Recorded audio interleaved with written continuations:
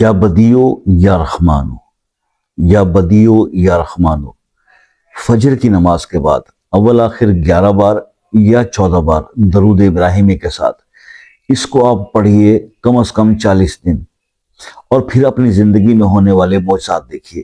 بس جب آپ اس کو پڑھنا شروع کریں تو اس وقت جو بھی پرابلم آپ کے دماغ میں ہے، جو بھی مسائل آپ کی زندگی میں چل رہے ہیں، ان کو ذہن میں رکھ کے یہ پڑھنا شروع کیجیے۔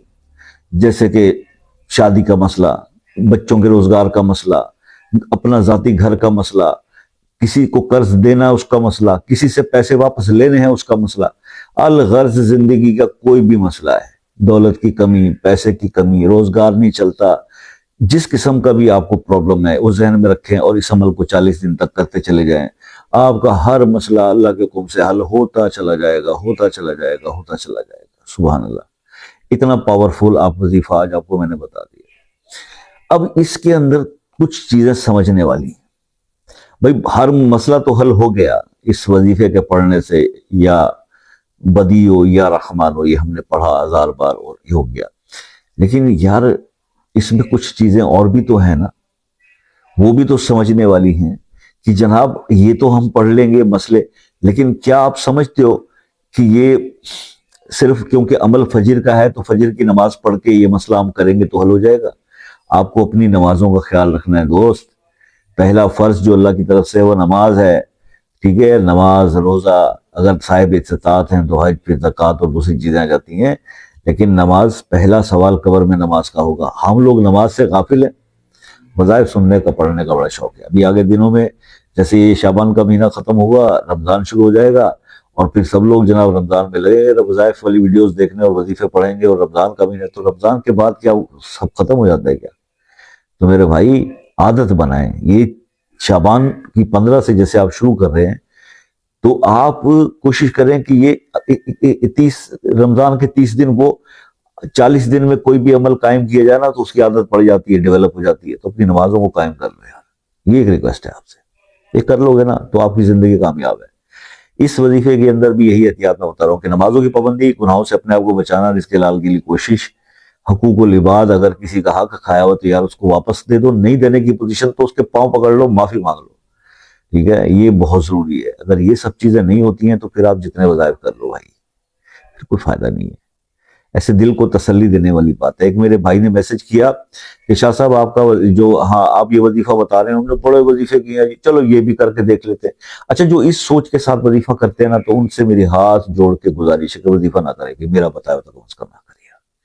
میرے کو گھر کا نہیں ہے، مطلب وہ لفظ دوسرا نکلا تھا، آپ کہیں گے دوسری لینگویج ہوگی، بھائی وظیفہ تو کسی کا ہے جو کسی بزرگ نے بتایا، میں نے تھوڑی بتایا۔ کلام اللہ کا ہے، یا اسم ہے، یا قرآن کی آیت ہے، یا اللہ کا اسم ہے، یا قرآن کی آیت۔ اگر یقین سے نہیں کرتے پھر نہ کیجیے، رزلٹ نہیں ملے گا، ٹھیک ہے؟ یہ ایک میسج تھا میرا ان بھائیوں کے لیے جو یہ کمنٹ لکھ دیتے ہیں چلو یہ بھی کر کے دیکھ لیتے ہیں۔ یہ کر کے دیکھ لینے والی کیا بات؟ آپ کو یقین ہی نہیں ہے، آپ کو میری بات پہ یقین ہی نہیں آیا تو نہیں ہے یقین تو نہ کرو نا بھائی۔ کم از کم کسی کی بھی بات اگر آپ کے دل کو لگ جاتی ہے کہ یار یہ جو بول رہا ہے شاید اس کے اندر کچھ نہ کچھ گہرائی ہوگی، تو پھر کرو نا، پھر یہ اثر ہوگا۔ ایسے ایف اینڈ بٹس میں رہو گے، ساری زندگی ڈاواڈول رہو گے، ٹھیک ہے؟ تو ہمارا تو سارا سلسلہ یقین پہ اور ایمان پہ چلتا ہے۔ اگر یقین ہو، ایمان ہو، پختگی ہو کہ میں کر رہا ہوں، اللہ دیں گے تو اللہ دے دیتے ہیں، گمان ہی نہیں ہے، یقین ہی کمزور ہے تو کامیابی تبھی تو نہیں ملتی۔ ایف اینڈ بٹس نہیں چلتے یہاں پہ، ٹھیک ہے؟ یہ کلیئر ہو گیا۔ اس کے بعد جناب یہ ریکویسٹ کہ اگر کوئی بات سمجھ میں نہیں آئی تو شام 6 سے 10 بجے تک میں واٹس ایپ پہ ہوتا ہوں، وہاں سمجھ لیجئے۔ تیسری بات یہ ہے کہ اگر بھائی کوئی مسئلہ ہے، پھنس گیا، اٹک گیا، ہو ہی نہیں پا رہا، تو اپنا مسئلہ اپنے نام کے ساتھ لکھ دو، خصوصی دعاؤں میں انشاءاللہ اللہ پاک ہو سکتا ہے ہماری دعا سے آپ کا مسئلہ حل کرتے ہیں۔ بہت گناہ گار آدمی لیکن ہوتا ہے نا کبھی، ٹھیک ہے؟ اس کے بعد آتی ہے باری کہ جناب آپ سے بات کیسے کی جائے۔ میرے بھائی ایک میسج ڈال دو واٹس ایپ پہ، چارجز کوئی نہیں ہے، پیسہ ویسا کوئی نہیں۔ ابھی تک بھی لوگ میسج کرتے پوچھتے ہیں شاہ صاحب آپ کے کیا چارجز ہیں؟ ابھی کس چیز کے چارجز بھائی؟ دین کے طالب علم میں تھوڑا بہت جو سیکھا ہے، پڑھا ہے، جو سمجھا ہے بزرگوں سے، یہ وہی چیز آپ کو بتا رہے ہیں اور ہر کوئی بتا رہا ہے، ٹھیک ہے؟ تو کوئی کسی ولی، اللہ کے ولی نے بتایا، کسی بزرگ کا وظیفہ، وہی چیزیں ہیں، وہی ریپیٹ ہو رہی ہیں، ہر بندہ یہ بتائی جا رہا ہے، سورہ قریش کر لو، کوثر کر لو، رحمان کر لو، یاسین کر لو، یہ وظیفہ کر لو، وہی وظیفے گھوم پھر کے ہر کوئی بتا رہا ہے۔ تو اس کے کیا چارج؟ ہاں آپ کو سمجھنا نہیں، یا کہ میں نے چھوٹی سی ویڈیو بنائی آپ کو نہیں سمجھا پایا بہت ساری چیزیں، کیا پرہیز جمالی ہے، جلالی ہے، کون سا عدد آپ کے موافق، کون سی سورہ آپ کو سوٹ کرے گی، آپ کے مزاج، سورہ کا مزاج کیا ہے، آپ کا مزاج کیا ہے، یہ چیزیں سمجھنے والی. ویڈیو میں سمجھانے بیٹھ جائیں تو ویڈیو لمبی ہو جائے گی، تو وہاں پہ کٹ کٹ کٹ چھوڑ جائیں گے لوگ. تو بھائی آپ پھر واٹس ایپ پہ آ کے یہ بات کر لیں نا. اور یہاں پہ لوگ واٹس ایپ پہ آ کے چھوٹتے کہتے ہیں سر میرے اس کام کے لیے کوئی وظیفہ بتا دیں اچھا سا. بڑا دکھ ہوتا ہے یار کہ جو ویڈیو بنا رہے ہیں وہ اچھے نہیں ہیں، تو یہ نہ کیا کریں.